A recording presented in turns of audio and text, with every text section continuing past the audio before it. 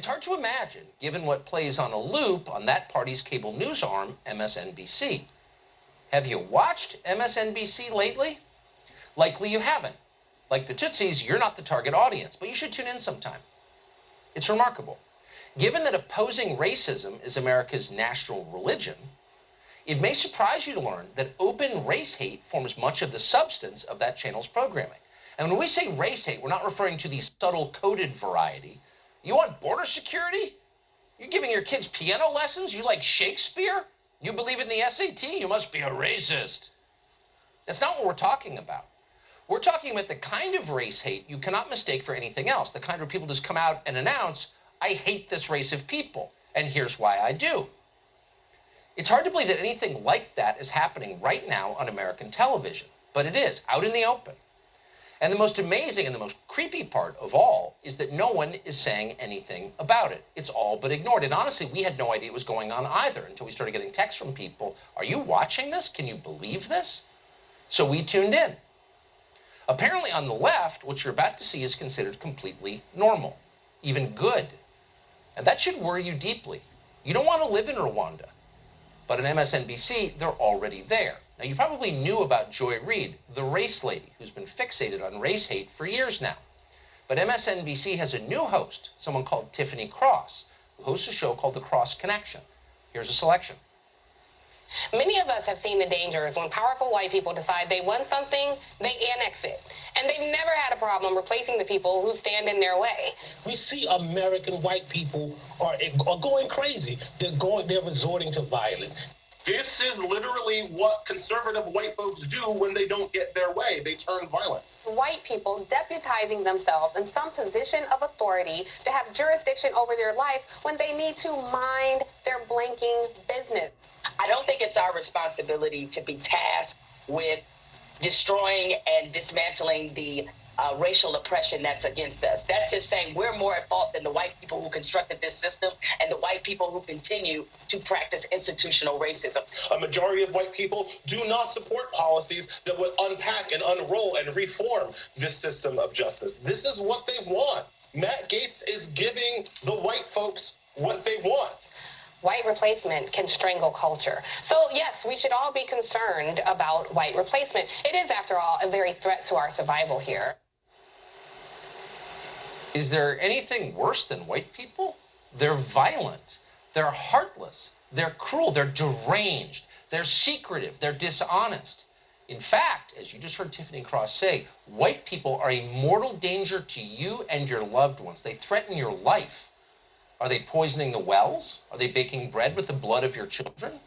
If not, according to Tiffany Cross and MSNBC, they're fully capable of doing those things. They've certainly done worse. This is Hutu Radio. But it's not an independent radio station in an African country. It's part of one of the biggest news organizations in the world, part of the biggest telecommunications company in the United States, Comcast, which owns it. So you have to ask yourself, what does Comcast board think of this? Comcast board is mostly white people who, according to the channel they own, decided they wanted something, then they annexed it. White people who steal because they're white. White people who could, quote, turn to violence when they don't get their way. White people are going crazy, endangering their communities. So you have to ask yourself, why are they putting this on the air? Why are they allowing this? This is not a policy debate. These are open attacks on people, on Americans, on the basis purely of their race. And that's just a selection. We could go on and on and on. Are they aware that this is happening? Perhaps they're not. We weren't, to be fair.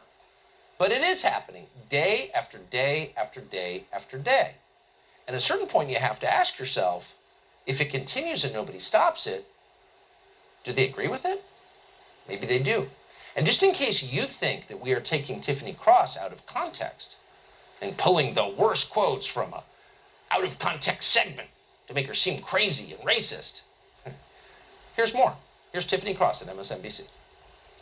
Look, a lot of folks in that Capitol insurrection, some of these folks were white women. And I know we're talking a lot about Oath Keepers and Proud Boys, but I do think that some of the white women who adopted this ideology, is America ready to face the fact that some of those folks look like people they have elevated and put on a pedestal of being untouchable? What do you say about this wing of white women who have been radicalized and are enablers to this very dangerous domestic terrorism movement that we've seen increase quite rapidly?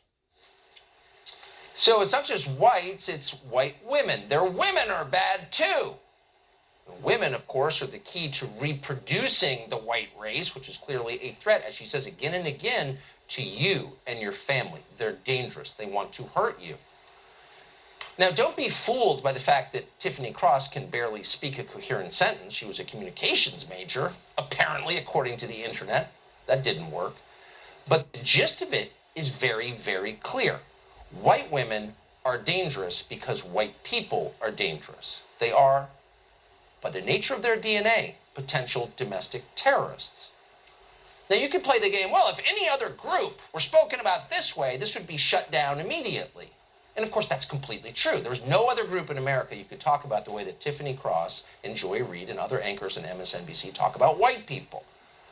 But you don't even have to play that game. It doesn't matter what the color is. It's always wrong to reduce people to the color of their skin, to their melanin content, to their DNA, and it's even worse to attack them on the basis of that. And in fact, it's the basis of violence, actual violence.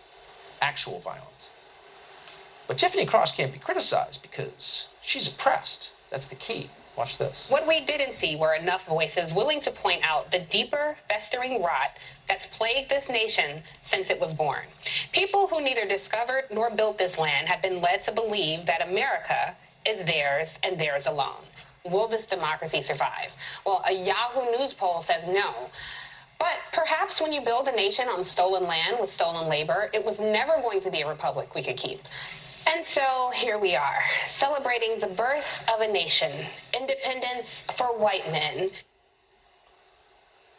Okay, once again, calling out a specific race by name. Now you have to wonder about the other anchors on MSNBC, some of whom are that race. Do they notice this? Do they know what's happening on their channel? Are they okay with this? What do you think happens if we continue to talk this way? You may not watch that channel, but some people do. What does this look like in a year or 5 years or 10 years? What kind of country do you live in? Well, a country at war with itself, race war. This woman, Tiffany Cross, whose clips you've been watching, is so deranged by a racialist worldview that she believes all people of one color are oppressed by all people of another color.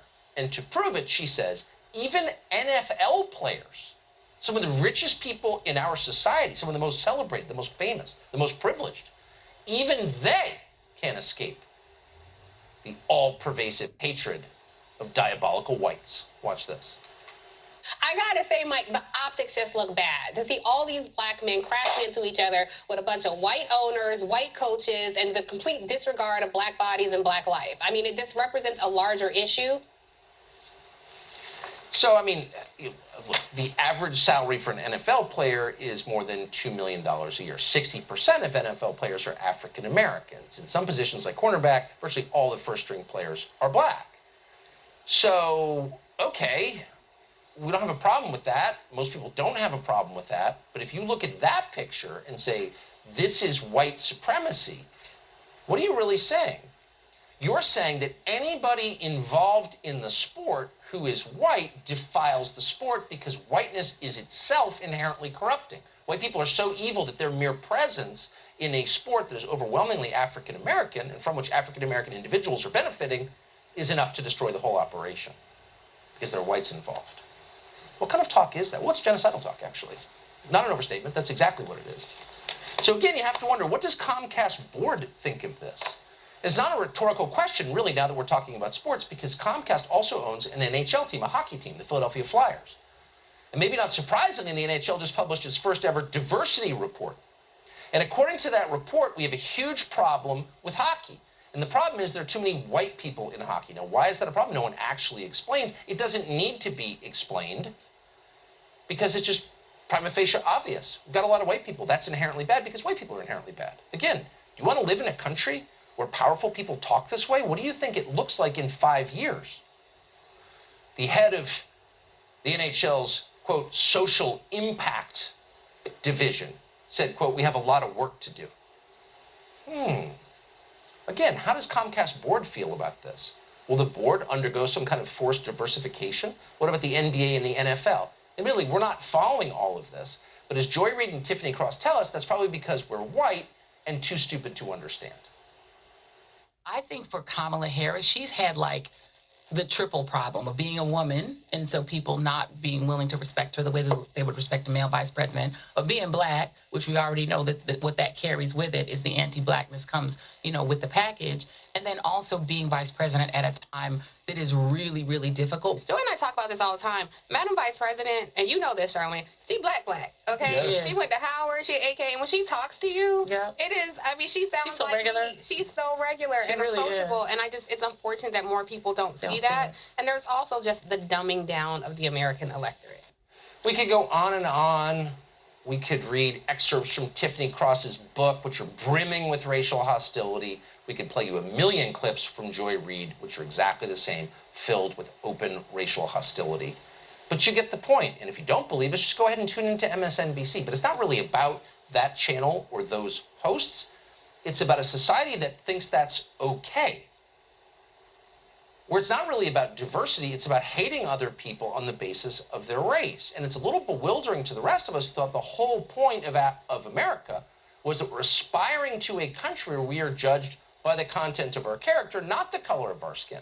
And all of a sudden, racial reductionists don't simply have the floor and the platform on cable news shows, but have apparently the unquestioning support of the biggest telecommunications company in the United States. What does that say about the country and its leadership?